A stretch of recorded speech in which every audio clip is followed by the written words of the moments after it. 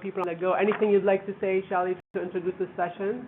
No, it's all on you, but thank you guys for coming, and we're really happy to put on these tech talks, and we're really thrilled to be all here.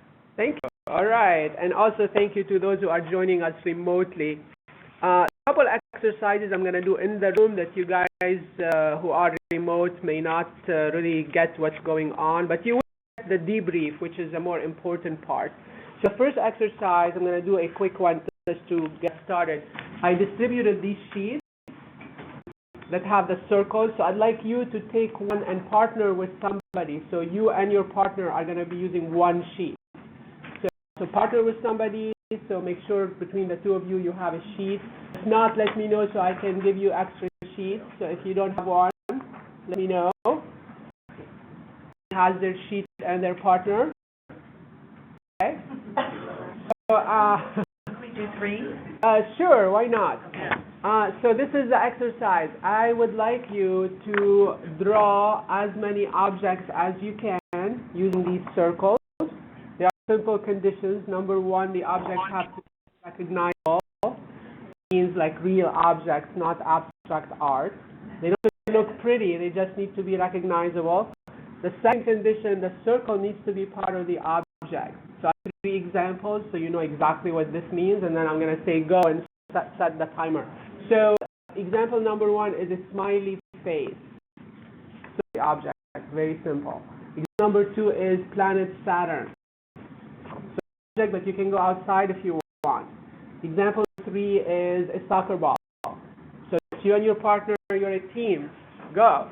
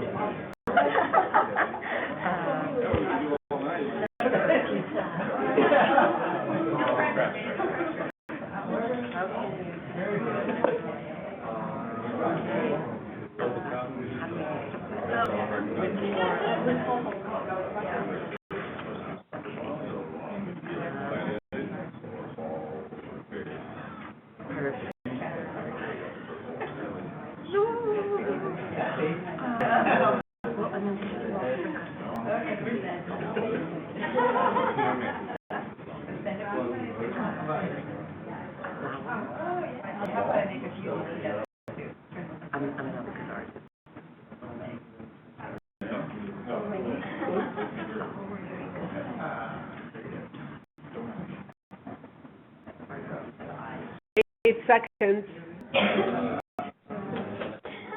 3, 2, 1. Okay, pens down. Pens down. Right. Why don't you add up how many total circles you and your partner did and jot that down on your sheet? So how many total circles? We're going to do a little poll here. How much? 10 or together? Okay. About 15 or more? Okay, or more? Did you have? 18. How many did you have? 7 guys? 17. And here? 18. 16. Okay, you guys are the winners because they were 3.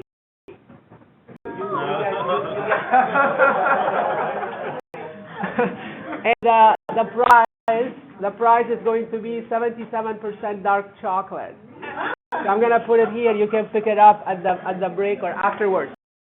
So we were going to beat this. what do you think this exercise was about. This is about teamwork. I'm going to debrief it in just a moment after I start with one of the fundamental principles behind the way we work. I make a lot of interesting conclusions from this principle. So I'm going to first walk you through how our results change with time when we work on a task. So it is the result axis, and this is time. This is results, and this is time. So how do results change with time when we work on a task? Well, what happens is when I start to put time into my task, I start to get some results, and then as I put more and more time, I get more and more results, and hopefully this will go on for some time. Is it going to go on forever, though? No. At some point, it's going to start to level off, and then it's going to go down because I probably get tired. I can't keep going. Oh, I did what I could, and now someone else needs to do their part before I can continue. Or maybe I'm done with the task. There's no point in continuing. So all kinds of reasons why this happens. But in real life, what happens after a few minutes, like right here, what happens? We get distracted. Yeah, distracted, interrupted, whatever. Like the email beeps. If you're on your computer and you hear the email, you resist that temptation. You stop what you're doing. You go open that email. Or maybe you're doing something. Someone comes and want to talk to you, or you get a text, or you get a page, or whatever. So what happens to our results when we get interrupted? Go down to 0. And then a few minutes later, we start again. We start to make some progress, and then and this happens again and again. What am I describing? Our life, pretty much. So that's unfortunately how we end up working in today's work environment, from one thing to the next to the next. And that has some severe consequences, which typically we don't really think about because we're just doing it, one thing after the next. So let's talk about these consequences. I highlight 2 of them. The first one is that if you add up all these little results, working this way, this is probably like 5 to 10% of potential results we would get if we were to stick to this task completely. That's huge. Operating pretty much at like 10% capacity.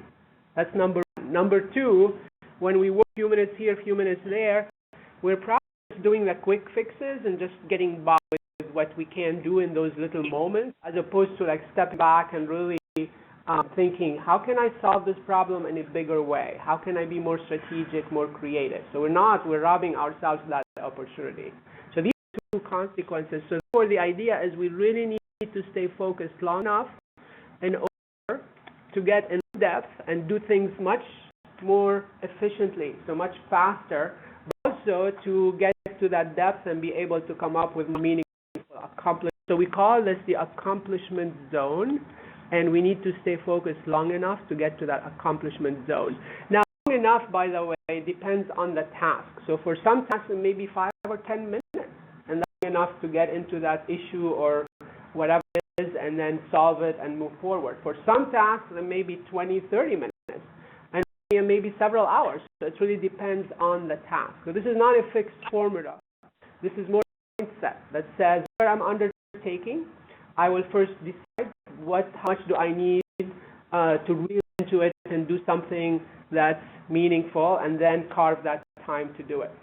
When I'm done with this focus session, then I suggest we stop and change and become highly collaborative, which means being open to answering questions, asking questions, sharing information, interacting with others to the degree that's necessary to move things forward.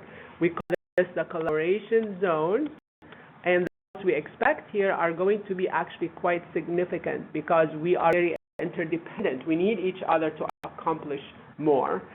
And after that, I'm going to suggest we stop and do something very different. Any ideas here what that might be? A break, but it's more of an energizing break that gets us really ready for the next session. It's more of a dramatic name. We don't call it take a break. We call it playtime. So that gets you energized and ready so that you don't, what we're trying to avoid is that we do this state right here and then we just keep going. What happens if we keep going? It's not very well. It's going to get to the point we're not efficient, we're in a bad mood, things start to not happen the way we want them to happen. So we want to know when to stop. Okay, this was like the foundation. We haven't answered a lot of questions yet. There are many questions to be answered. One of them is this. When this point right here, when we get interrupted, we call this a point of interruption. And this is a pretty challenging point to manage because today there are so many interruptions from everywhere. So it's not easy to say, I'm going to sit and be focused for the next 20 minutes because you're going to have to manage a lot of interruptions to be able to do this. So therefore, this skill of interruptions, that's actually a primary skill that we all need to work on and develop. And it's not about managing all interruptions at all times, but have enough skills and techniques to manage enough of them so you feel like you're reclaiming and focus time so you can do certain important things. On this in the session today on working more on this skill. But before I do that, before I do the specific interruption, let's go back to the circles exercise we did earlier. So this exercise probably thousands of times, almost in every shop, in every presentation, sometimes in small groups, sometimes in conferences with several hundred people, and over time I noticed this. So I say that's a team exercise, right? Stress that, like you and your partner, your team. Sometimes the people work alone. So people don't even talk, don't look at each other, they're doing their own thing, and they don't communicate much. Do you see these people do well in the exercise? No, typically not. The other extreme, I've got people who talk the whole time, share all kinds of great ideas, and that's what they're going to do, but they don't draw very much. So don't do well either. So typically, people who do really well, I don't know if you guys did that today or not, but typically people who do well are who discuss some ideas, and then they stop and they let each person do their own thing, and then they stop and they look at each other, they discuss some more ideas, they get more ideas from each other, and then they stop again the discussion, and then they let each person do their own thing. So basically they're alternating between narrative and focused time, and that's how we get the best out of our individual productivity and out of our team's productivity. And that's exactly what the results curve is telling us. Basically alternate between highly focused time, so you get the current task done and done well, and the highly collaborative time, so you do the collaborative work, exchange ideas and data and everything else. All this way of working, we give it a name, we call it working in bursts. So it's basically the best accomplishments happen when we work in bursts. Bursts of highly intensely focused time, and then bursts of very collaborative time, and then bursts of play time and getting energized. So that's what I want to leave you with in terms of the results curve. So now let's go back to the point of interruption. So I'd like you to think about all the different interruptions that interrupt you on a daily basis. I know this list probably is very long, but think about like the top 3 to 5 interruptions. Take a few seconds to write them down. Let's turn this into a little bit of an exercise. So jot down, I'm going to give you just like 15 seconds. So those who are with us remotely, take a paper please, and or document or whatever, and also jot down your top 3 to 5 interruptions.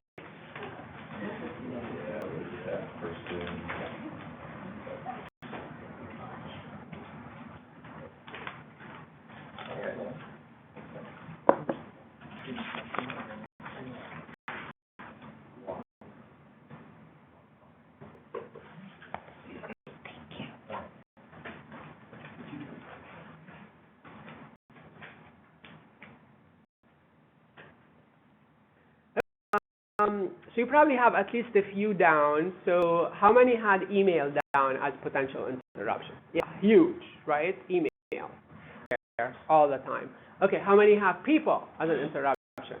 Okay, so which is more difficult, email or people? Okay, usually somebody would say email, so I would be curious, like, okay, tell me more about that. But I think people is the bigger interruption. Okay, other interruptions like the typical ones like phone and text messaging and all these that we all know about. Anything else that's unique that unusual, yes. I call it butterfly. So I'm doing something and I notice something else. Oh yeah, that needs to be done, and I wonder how this is going. And there's always something more. I like that name, butterfly, because that's how it seems like, right? It's kind of like hovering somewhere and like, oh, okay. Yeah, and this is actually, I call it our own thoughts. And that's basically the biggest interruption of all. It's our own thoughts going in different directions, and then suddenly we're distracted, and suddenly we're doing something else. If we have time, I might come back to that interruption later, but for now, I'd like to start with email, because email is such a big thing. We all use it, we all have it, and it's something we can make progress on fairly easily. So what I'd like to do first, I want to show you how most people do email today, and then talk about how we want to do email moving forward. So the story of an email, we call it. This is the way it goes. So someone will be really trying to focus, and they get this thing done, whatever it is, but then they hear the beep. So they stop what they're doing and email a message. And then halfway through reading this message, they hear the beep again. So they stop reading this message and they open the new one. Again and again. So now they have 4 or 5 messages open, maybe more, none of them completed. And then for a reason, they start to reply to this last message. And halfway through the reply, though, they hear the beep. So they leave this one alone and open the new one. And this one has something about the calendar. So they jump into the calendar and they notice this other unrelated item. And remember, oh, I forgot to send this report to these people. So they get a whole new email trying to send that report. But of course, they hear the beep. So they do this, and then they look at the new message. This has a link. They click on the link. And now they're in the browser, and then suddenly they realize, oh, Facebook is open. Now they're on Facebook for 20 minutes. So email is great. This is like for our mind, this is like the playground, right? Like curiosity kicks in, and then one thing after the next, after the next. So unfortunately, that actually what partly keeps us interrupted here and here and here and here. It creates this way of working, which is not only it's keeping us at that 10% capacity, but also it's really getting our brain, we call it the chaos zone, because it gets our brain really hyper, and we're no longer as efficient, we become more scattered, so not what we want. So I'd like to suggest a whole different way of managing email, which we call email as a task. So treat email like a task. And what is it about a task that we want to borrow and apply to email? 3 things. Number 1, a task has a clear beginning. So I know when I start to work on this task. Number 2, a task has a clear ending. I know I'm done. And then number 3, a task has a process. Typically, we know what to do. So I apply this to email. I'm going to walk you through the email as a task, first using this program, just so conceptually you see what we mean by this and how it would work. But then I'd like to take you to the Outlook screens and show you how this would look like in Outlook. How many of you are using Outlook, by the way? Okay. So the task, this is what it looks like. As soon as I go to the inbox, that's my beginning of the email task. So now start it. So take a look at the top message. I may need to open it to see what's in it, but maybe from the center and the subject, I may already know enough. And I ask this very important question, which is, do I want to handle this message now or not? Simpler than this. Do I want to handle it now or not? If the answer is yes, then just get it out of the inbox. And yeah, immediately get it out of the inbox. If you don't know where to put it, just put it in a catch-all folder. Create a folder called catch-all, and that's where you put it. If you don't have folders, you don't want to file messages, that's fine. If the answer is no, I don't want to handle it now, for whatever reason, maybe I don't have enough time, maybe I don't have all the data I need, maybe I'm in the mood to go there. Whatever the reason is, if I'm not going to handle it now, I don't just leave it in the inbox. I will determine, is it something I need to handle today? And if so, I assign to it the today category. Or is it something that can wait till tomorrow or later? Then I assign to it the tomorrow category. Or is it something I can delegate to someone else, in which case I will forward that message, delegate it, and then assign to it the waiting for category. And get it out of the inbox and go to the next message and do the exact same thing. So now I have a process. I no longer just, a message and then stare at it for 5 minutes and then leave it there and then come back later and do the same thing. Look at it again for a few minutes and then leave it there. So now I have a process. I ask simple questions and I take actions accordingly. So, and then I keep going message after message until I'm processing all new messages that came to the inbox since last time I checked it. It will be the end of the email task. So the task starts when I go to the inbox. It ends when I process the new messages that came to the inbox since the last time I checked it. But a question for you, there's also a prize, and that is how many times or how often or when do you think I should do the email task? I'll give you a prize, make sure it doesn't get kind of lost in the shuffle. Okay, once per day. Anyone else?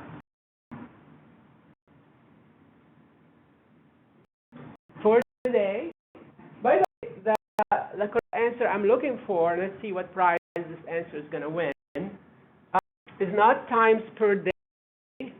It's not in terms of times per day. It's going to be the peppermint and dark chocolate. So any Everything you do. Sure, why not? Not during playtime. You're getting really close. Not during playtime. During what time? The red time? Yes. Okay, you've got a winner. This is the peppermint chocolate. Okay, so the correct answer is task belongs right here. It's part of collaboration. So as soon as I'm done with my focus session, first is email task. So if this is the only change you do as a result of today, you're going to save hours, because instead of doing things like a few minutes here, a few minutes there, all day long, now I focus on my task, which could be 5-10 minutes. Sometimes many of our tasks are typically 5, 10, 20 or so, so it's not like most of our tasks are several hours long. Even if it's several hours long, I probably want to split it into smaller things and do it in small chunks of time. So therefore, I'm checking email often enough to stay responsive, to learn what's happening in the world, but not really a few seconds. Idea behind this. So that's email task belong. So now let's take the Outlook, see how does this look like in Outlook. By the way, I forgot to tell you, the person who's going to tell me at the end of the session how many times did I use the word focus already, just to let you know. So you can start your count at 10. And if you tell me at the end how many times you get a copy of my book, which is called the Accomplishing More with Less workbook, which is everything we're talking about today is from the book. So I forgot to mention that. So you can start counting if you want. So 10 times so far, and keep counting. So then back to demo. So let's switch here to the screens. So this is how it goes. So I want to show you how the actual email task would happen when you actually do it in Outlook. So I go to my inbox. As soon as I go to my inbox, that's the beginning of the email task. So it started. And then I start with the top message. Take a look at it. I ask the question. What was the question? Do this today, tomorrow, that question. Yeah, the first part of the question is, do I want to do it now or not? Yeah. And so I ask that question here, and the answer is, yes, I want to do it now. It's urgent, and I'd like to get it out of the way. So I had respond, do whatever needs to be done, and then get it out into where it makes sense to put it. Because now it's done, so it's out. Then I go to the next message, ask the same question. The answer here is no, not now, but I need to do it today. So what I do is assign to it the category, the red category. So go categories, assign the red category, and that gives me a nice visual cue that tells me this is a message I need to get back to today.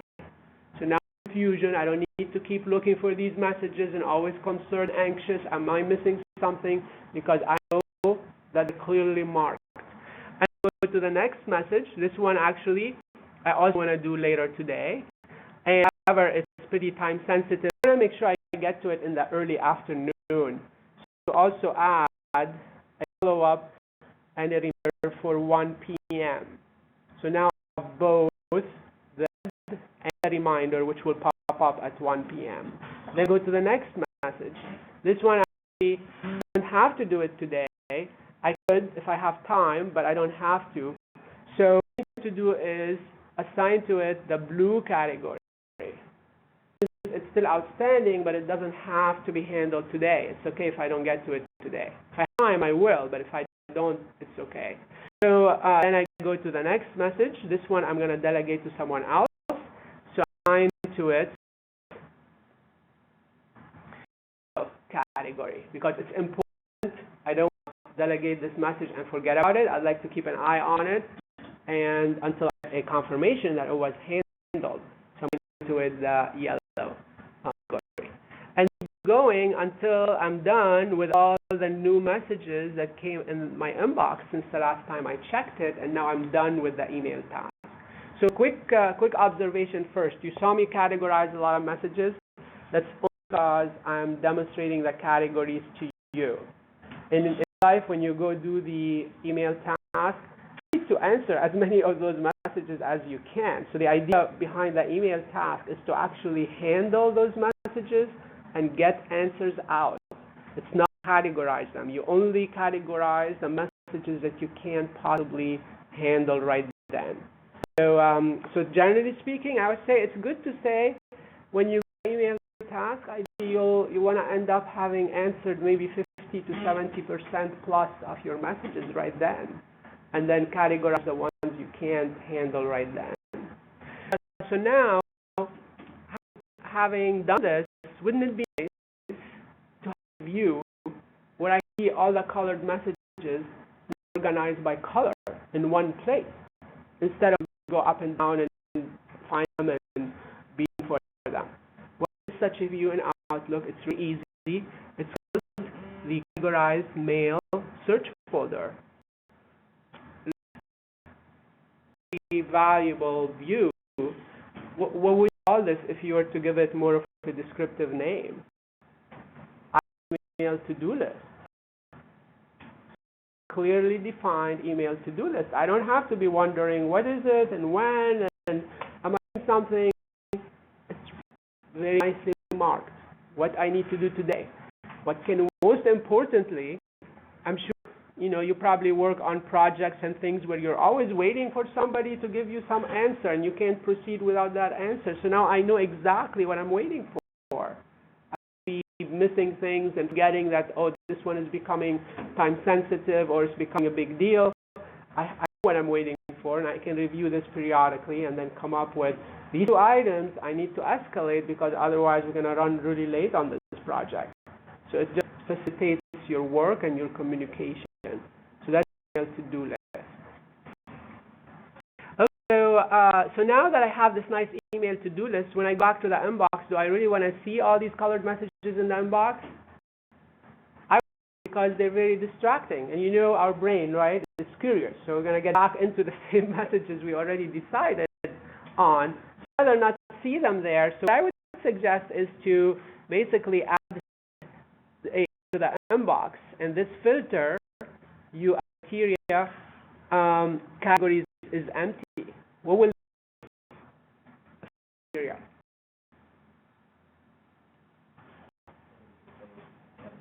Yeah, only the messages that have not been categorized. Anything that I already categorized will no longer be visible in the inbox. So the inbox becomes clean and always ready for new messages. And then as I go do the email task and cache things, they're no longer there. Where are they? It's just talked about. So the inbox becomes clean and ready, and then my email to-do list is only one click away. So that's an email. So before we proceed, let's do a quick stand-up exercise. So if you don't mind standing up for a minute. And I'm going to start with the right arm, left arm. We start with the right arm. So we're going to go 1, 2, 4, 5, 6. Okay, the arm now, slightly differently. So with the left arm, we're going to go 1, 2, 3, 4, 5, 6. Now with both arms at the same time, and I'm going to count to 6. So 1, 3, 4, 5, 6. You did it. Very good. Anyone who did it like really well, completely, very. Jerry. So what's the point here? Can't Yeah. do it once.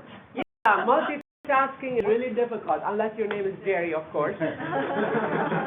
So multitasking is really difficult. So this is a little bit of a exercise kind of stressing what we already said earlier, that for us to really accomplish things, we need to be in that accomplishment zone and stay focused, because multitasking is not easy. Our brain just doesn't do it well. And that's why we feel a little more stressed and overwhelmed when many things come to us at the same time. Now, there are also, though, however, in our workplace, things are always coming at us at the same time. So we really need to be good at task switching and at multitasking. There are ways to do that as well, and I don't think we'll have time in the short session today to talk about those, but we also need to train ourselves to do that as well. So I'll tell you at the end some resources available if you want to get more into some of these topics. Okay, so what I'd like to do is take any questions first or comments before we go to our next topic, which is managing priorities, this is something we all deal with. Basically, all kinds of priorities coming at you, and many things that need to be done in the very short term, and you might be like, I manage it all. So that's what we're going to talk about and come up with ways in which we can feel better at putting it all in perspective and deciding what to do when. Okay, so we're getting to this topic of managing priorities, and what I'd like to share with you here. First of all, let's just give you just maybe 30 seconds or maybe a minute to jot down your immediate priorities. If you have anything to write on, maybe use the back of this sheet, or ask me and I'll give you some more sheets. So if you could jot down a list of your immediate priorities. Let's define this as being anything that's going to take up your time and energy now and up to 2 weeks. So it's very short term. It's not everything you have to do for the rest of the year. It's just right now. What's on your plate? What's going to take up your time and energy now, next few days, and up to 2 weeks? So just a quick maybe, give you 1 minute to put as much as I can.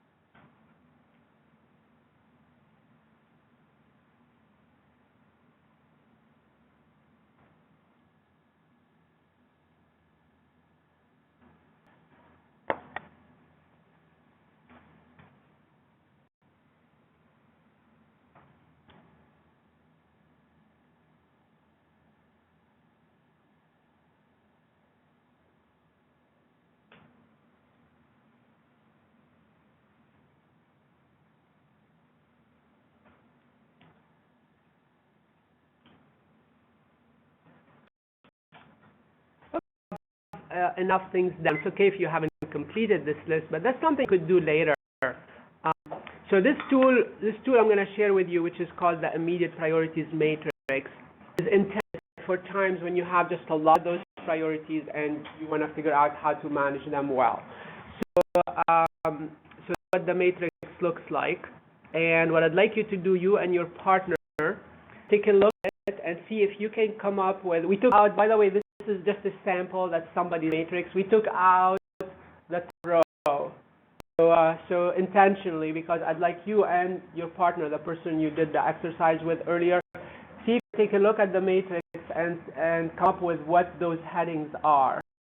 So columns, should the headings be, and see if you can come up with 3 ways in which the matrix would be useful. So two parts to this question. Number one is see if you can come up with what the headings are for these columns, and second, can you think of 3 ways in which this matrix would be useful? So a couple minutes, maybe like 90 seconds, so we can keep moving.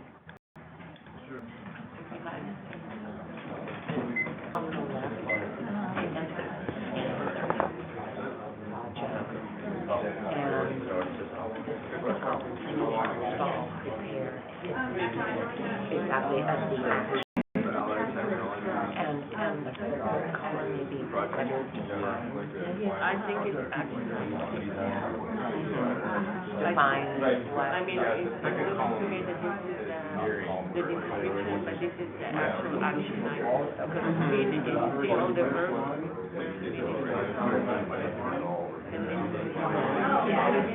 It also mimics the second column. Yeah. Because the second one has the same action, the same task, and just repeat. So, the first one is more detailed than the second one. So there's a relationship there. I think the third column is that tag. I know maybe there's a time next to it. Maybe the time or that. Yeah, and then the due date. Can you write that down? We know it's the due date, the amount of time the task will take. For that second to the last, the middle column would be the action. And the second column would be the detail of what to do. And the first column would be kind of categorized. Okay, so let's get back together, please. Can a volunteer quickly tell us what they came up with?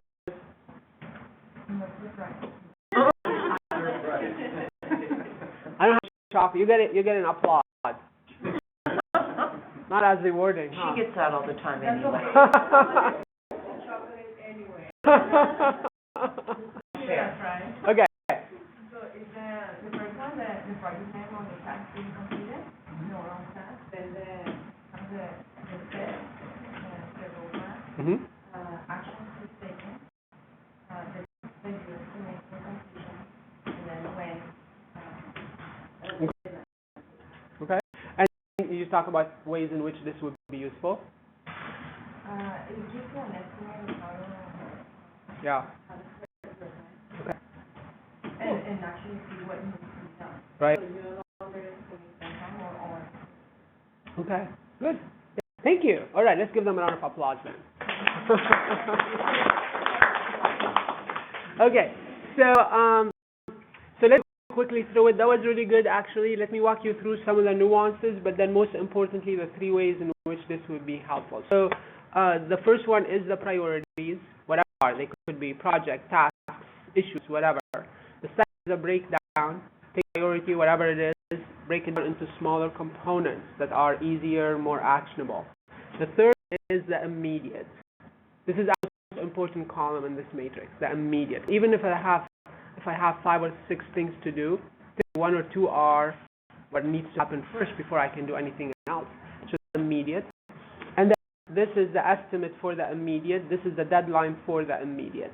So this matrix should take 10 or 15 minutes to put together. It's not about reproducing all the documents you already have, because you have this information. This is more about bringing it very quickly and succinctly to one place. And if you do this, first, people, when they prepare this, they just feel much better, because when this information is floating in our head and it's scattered in many different documents and calendars and emails, it's very hard to understand it and to start to work on it. So, but the real value or the real benefits or the ways in which you can use it are, number one is scheduling. Number 2 is setting expectations. Number 3 is negotiation. I'm going to give you examples for each of those. Scheduling, setting expectations, and negotiation. So, scheduling may look like this. I may go to my calendar, I block an hour before this date to get those 2 items done, and then block an hour and a half before this date to get those 2 items done. Now, I continue to do this, but I would recommend you only schedule like half of your time, if that, because you want to leave the other half for unexpected, unpredictable things that you don't know what they are.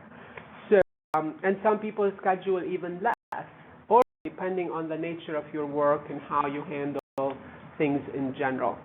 Now, why put things on the calendar? Because the calendar is the only visual representation of time. Anything that's not on the calendar is not visible. It's hiding, and you're likely not to get to it until it's, late in the day or too late in the week or even past due. So when we put something on the calendar, we're bringing it to the forefront. We're claiming that this is important and we are going to do it. So it's a huge difference when you have those important priorities on your calendar.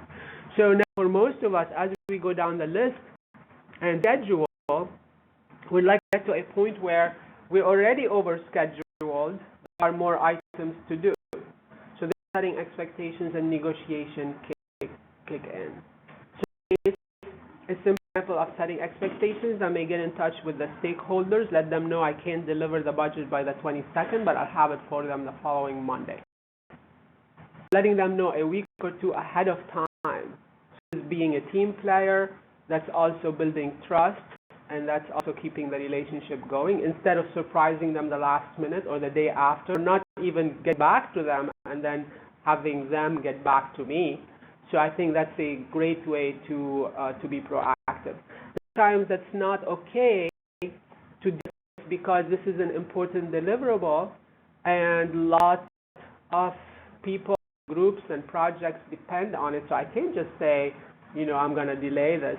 So in that case, that's where I might take this matrix to the stakeholders, let's say that's my boss, and then start to share this information and talk about some potential ideas, like could we have applied engineering assigned to someone else so I can do the budget? Or could we have this conference material, could we just reuse what's from the last conference?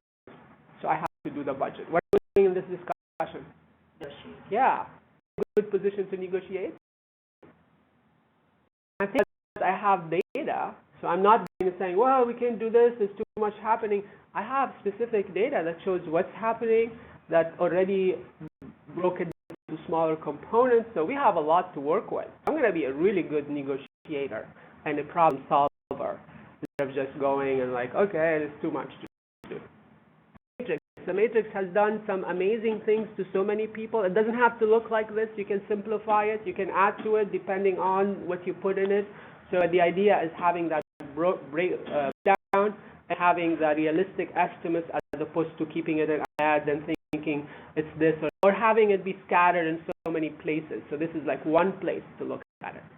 Okay, now we're going to switch to one more topic which relates to one of the most important topics in terms of how we think about our work, make decisions on where to put our energy, how much energy to put. Before we get there, I'd like you to point to the ceiling and make small clockwise circles. Point to the ceiling, make small clockwise circles, and start to bring your arm down and continue to make small clockwise circles, pointing to the ceiling, not going sideways. So continuously pointing to the ceiling, and keep going down, all the way down, all the way down. Keep going down, down, down, down, down, down, down. Are you still clockwise? Yeah, Jerry got it. So you're no longer clockwise. So it's basically what changed. The circle didn't change, by the way. The circle is still doing its own, the same thing. What changed, as Jerry figured out, it's here we're looking at the circle from below, and here we're at the circle from above. Our definition, our perspective has changed, not the circle. So this is a little bit of a segue to what we're going to talk about now, which is strategic thinking. Basically, the whole point is that our perception and how we think about our work and how we classify it and how we approach it has a huge impact on many things, on how stressed we feel, on also how much we accomplish, and on the results that we accomplish. So to introduce this topic, I'd like to talk briefly first about the 80-20 rule and we'll make conclusions from it. So are you familiar with the 80-20 rule? There are variations, right? You have one you want to share with us, or? Well, 20% of the building tech campus is 80% of the energy. Yeah. So there are many variations, and obviously that's one that you seem to work with on a daily basis. So 20% of a project takes up 80% of my time. yeah, that's another one. It's like that, finishing that last part. Like, okay, it takes forever. Yeah, I heard one recently that was really funny or interesting about diet. Like, if you're to be good on with your diet and what you eat, if you 100% of the time, that will make up for the 20% where you eat yourself. If you try to be 100%, you're gonna feel deprived, and then it's gonna backfire later. So 80 is good. So what I'm interested in though is something different but related. It says 80% of our results come from 20% of our effort. So 80% of our results come from 20% of our effort. So let's kind of draw this in a visual diagram so we make it a little more visible and then make some conclusions from it. So if this circle represents our total effort, what this is saying is about 20% of this effort is most of our results, and is 80% of our results. So what does this really mean in like plain English? It means that there are certain activities that we do that are very closely connected to our results. So the link here is pretty strong and pretty clear, and they give us a lot of results. And then a bunch of other things that we do that they take up our time, but the link to the results is pretty weak. So a lot of results. So does that mean to procrastinate? Does that mean we can compress, you said? Oh, procrastinate. Yeah, sure. On the weak links, yes. On the links, not on the delta. So this means, in that definition, our definition of strategic thinking. Strategic thinking is this: before undertaking any activity, whether it's a tiny small thing or it's a big thing, is asking that question: is this delta or is this a weak link? Well, I'm going to give it the time it requires, and I'm going to get those results. The link, I'm going to stop, and then can I do it quickly? Can I do it faster and not let it take a lot of time? That really matters. In 5 minutes instead of 3 minutes, and just do it quickly. Or can I minimize the scope? Can I cut down this activity to the basics and just do the small parts? Yes. I think that part of it is an emotional component of wanting to do the task. And again, I have my teenagers want to do a certain task, no matter how quickly it could be. And I think that happens. Yeah, absolutely. So it's more the motivation. Okay. Yeah. There could be a number of things. I think sometimes it has to be done to ask ourselves, because sometimes we get busy with things that may not necessarily need to be done, or not to that extent. It could be a question of why are we not doing it? Is it that we have some fears around it? Is it that it's too boring? Is it that, and then trying to address those. One of the techniques that works really well for many people in the workplace, when you find yourself procrastinating on a task, keep putting it off, set aside a small amount of time, like 10 minutes. Work on it for 10 minutes.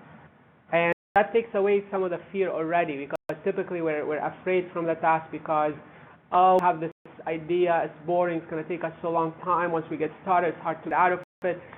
So when we set a specific time, that takes this fear, and then now we say, okay, we can be there for 10 minutes, no matter what it is, we can do it for 10 minutes. And just putting that 10 minutes in it, we think differently about it, because we're gonna all these stories up in our mind about the task will vanish, because really the task is not that scary. There's no task that's that scary or that boring.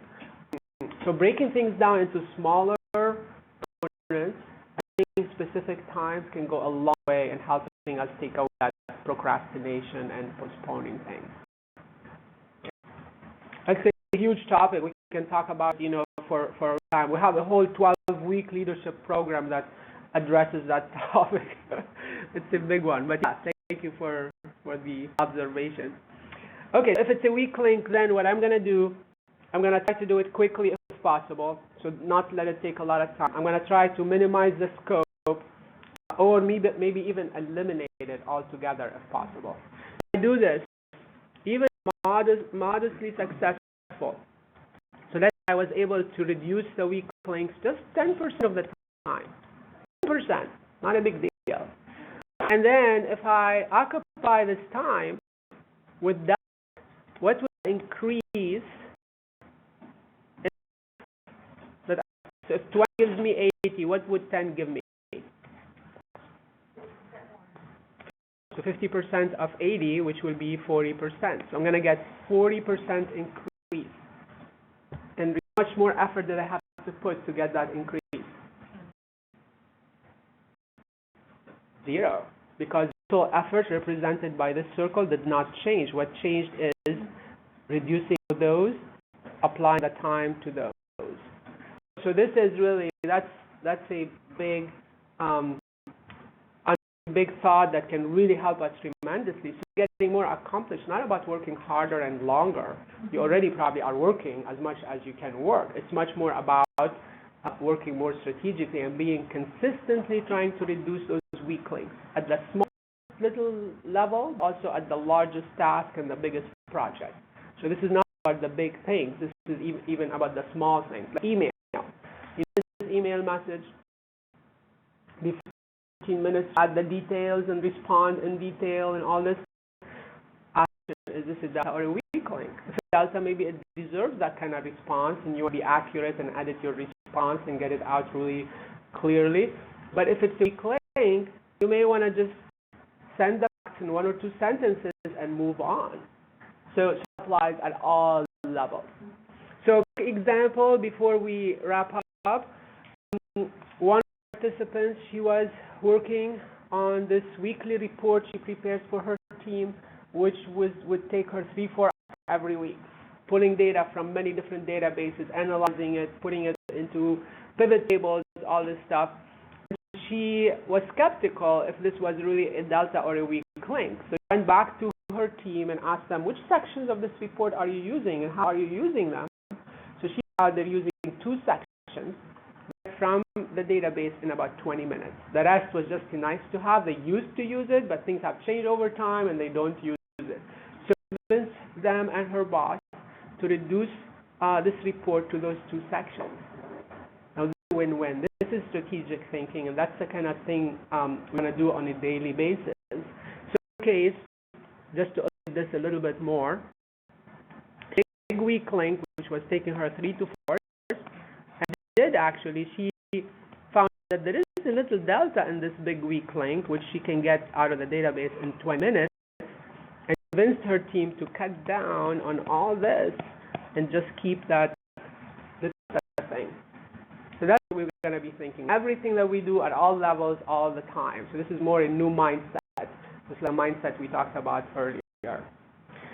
Okay, time to give some prizes. So how many times did I say the word focus? This is the last time I'm going to say it, by the way. Anybody was counting? 11. Anybody else? Well, do you count the times that you said, how many times did I say focus? Because then there were 13. 13, okay. You said 10 first, and then Yeah. you said, 3 more. talking about the word focus, and so if you count those, Okay. so it's 13. Okay, that's the best explanation I've heard to get the prize.